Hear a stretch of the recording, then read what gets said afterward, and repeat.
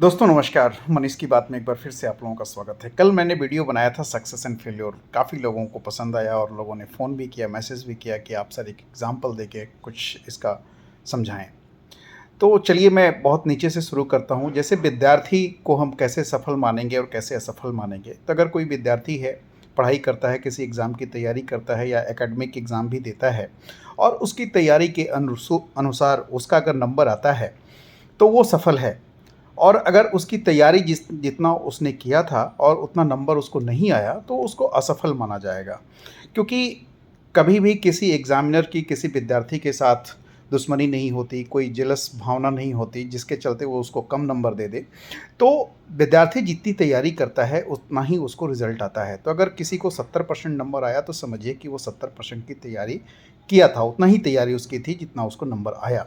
अगर कोई विद्यार्थी बहुत तैयारी किया हो और उसको कम नंबर आ गया हो तो इसलिए स्क्रूटनी की व्यवस्था की गई और स्क्रूटनी में जाता है तो उसके नंबर शायद बढ़ जाते हैं। तो अगर वो जितनी तैयारी किया, अगर 90% तैयारी किया और 90% उसको मार्क्स आए तो उसको सफल माना जाएगा। और अगर 60% ही उसकी तैयारी है और 60% के करीब उसके मार्क्स आता है तो वो भी सफल माना जाएगा, क्योंकि उसने तैयारी ही 60% तक की है।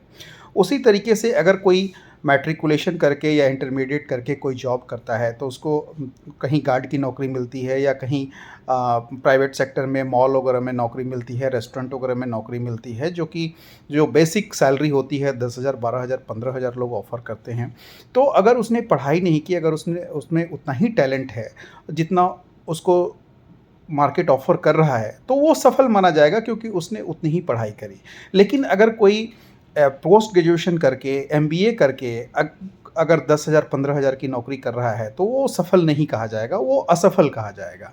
क्योंकि अगर कोई पोस्ट ग्रेजुएशन करता है और एमबीए करता है तो स्किलफुल हो जाता है और उसके अनुसार अगर उसको रेम्यूनरेशन नहीं मिल रहा है तो वो असफल ही कहलाएगा। लेकिन अगर उसने एमबीए कर लिया और उसको उस हिसाब से उसको सैलरी मिल गई, उसको अगर 60,000, 70,000 या अच्छे कॉलेज से एमबीए किया, तो अच्छी यूनिवर्सिटी से एमबीए किया तो उसकी पैकेज लाखों में होती है, तो वो सफल माना जाएगा, क्योंकि उसको लाखों की पैकेज मिला, क्योंकि उसने अच्छी जगह से पढ़ाई की, अच्छा स्किल अपने आप में डेवलप किया तो उसको अच्छा पैकेज मिल गया, तो वो सफल कहलाएगा। उसी तरीके से अगर कोई चार्टर्ड अकाउंटेंट है, अपनी प्रैक्टिस कर रहा है, अगर वो लाख, 1.5 लाख रुपये महीना कमा रहा है तो उसको सफल हम नहीं लोग नहीं मानेंगे, क्योंकि अच्छे अच्छे chartered accountant 2 lakh, 3 lakh, 4 lakh, even कि अच्छे जो चार्टर्ड अकाउंटेंट हैं उनके तो एक साइन की कीमत लाखों में होती है।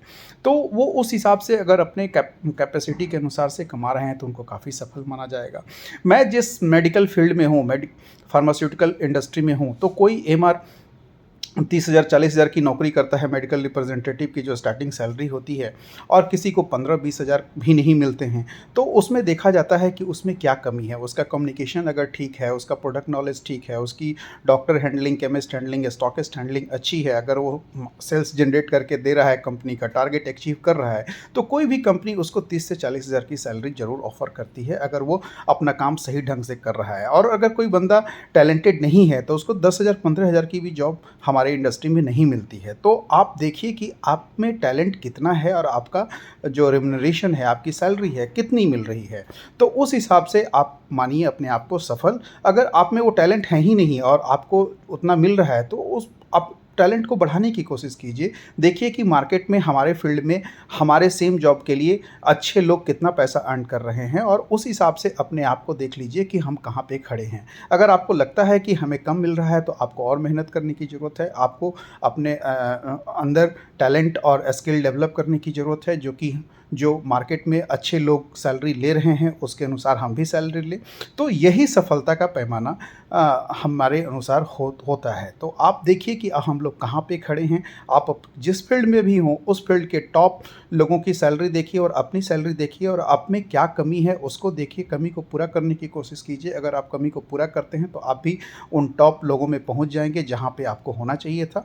तो मैं उम्मीद करता हूं कि काफ़ी कुछ क्लियर हो गया होगा। Thank you, so nice of you.